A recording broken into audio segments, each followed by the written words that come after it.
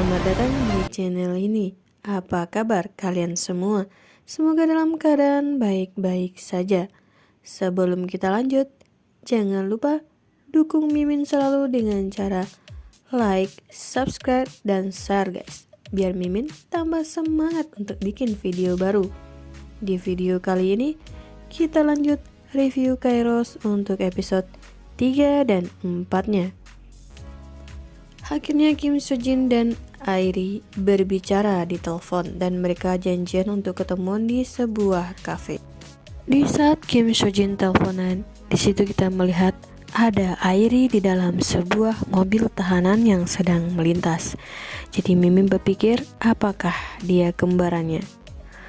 Airi juga mengatakan kalau brosurnya Kim Sojin itu salah. Jadi ada perbedaan bulan, di mana di tempat Airi adalah bulan Agustus, sedangkan di tempat Kim Sojin adalah bulan September. Yang berarti Airi berbeda 1 bulan sebelum Kim Sojin. Di rumah sakit, ibu Airi yang sudah mulai baikan terlihat didatangi seseorang.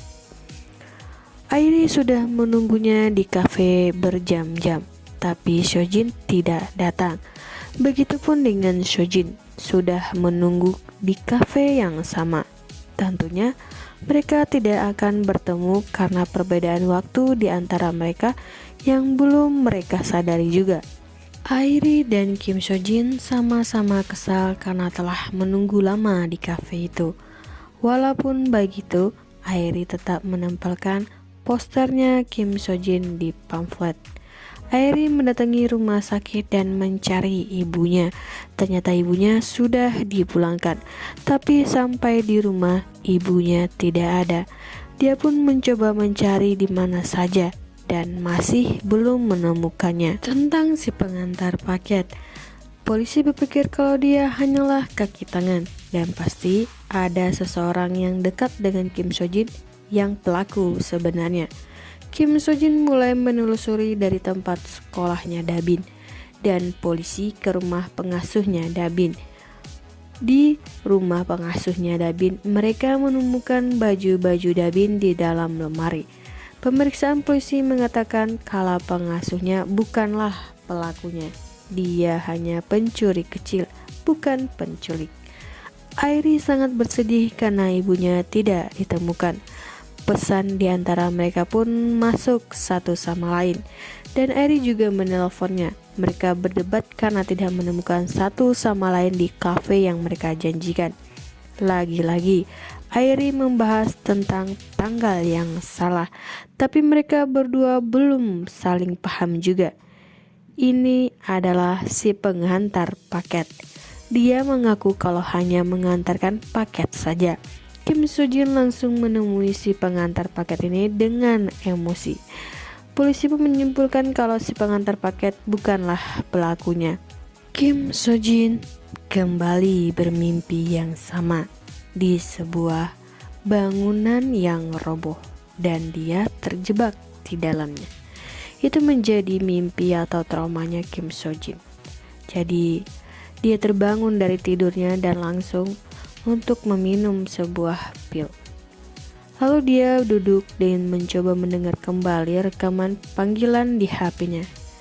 Di sana dia menyadari keanehan telepon dari Airi dan dia coba mendatangi kafe kembali dan dia mencoba melihat di pamflet dan dia pun melihat brosur yang dia cetak yang ditempelkan oleh Airi. Di sini dia mulai mencerna kata-kata Airi dan dia pun mencoba menelpon Airi kembali. Jadi Airi mengatakan kalau ada yang aneh, dimana kalau nomornya itu sudah diblokir, tapi Kim Sojin ini bisa menghubunginya. Gunwook, teman dekatnya Airi, didatangi oleh sekelompok orang. Dia pun dihajar babak belur. Ternyata mereka adalah si penagih utang. Kim Sojin kembali menelpon Airi. Dia langsung menanyakan tanggal kepadanya. Kim Sojin juga mengatakan kalau dia hidup 1 bulan ke depan dari Airi. Si Airi yang sedang pusing sangat emosi karena berpikir kalau Sojin hanya bercanda kepadanya. Panggilan mereka tepat di jam 10:33. Lewat dari itu, maka nomor mereka masing-masing tidak bisa untuk dihubungi. Kim Soo-jin mengirim SMS kepada Airi, berusaha meyakinkannya untuk membuat dia percaya dengan mencari-cari berita yang akan terjadi nantinya. Bahkan juga dia mengirimkan nomor lotre. Airi yang sebut menelepon orang-orang untuk mencari keberadaan ibunya sehingga dia mengabaikan SMS dari Kim Soo-jin. Kim Soo-jin mencoba mencari informasi tentang pemilik nomor teleponnya sebelumnya dan dia pun mendapatkan alamat Airi. Tapi itu bukan Airi yang tinggal di sana, tetapi orang lain. Genwook menghubungi Airi, mengatakan kalau dia bisa membantu untuk menemukan ibunya. Mereka pun bertemu dan Airi memberikan persyaratan asuransi ibunya sehingga mereka nanti bisa tahu ibunya kalau mengunjungi rumah sakit dan bisa mengetahui di mana posisi ibunya. Kim Soo-jin mendapatkan nomor Pak Soo-jung, mencoba menghubunginya, tapi Pak Soo-jung membalas dengan ketus kalau dia tidak mengenal Airi. Alih dibantu, ternyata Genwook temannya melakukan penarikan dari uang asuransi ibunya Airi. Airi pun mendatangi rumahnya dan melihat rumahnya yang setengah hancur. Sudah jatuh ketimpa tangga pula. Itulah yang dirasakan Airi. Sudah ibunya hilang, kini kawannya mengambil uangnya. Di saat dia menangis karena sedih, Airi melihat pemenang lotre dan mencoba menelpon Kim Soo-jin. Kim Soo-jin menerima semua SMS-nya Airi dan pesan suaranya, di mana Airi memohon untuk ditemukan ibunya. Dia bersedia untuk membantu Airi dan percaya dengannya. Airi di waktu Kim Soo-jin adalah seorang tahanan dengan label kuning, di mana dia adalah seorang pembunuh.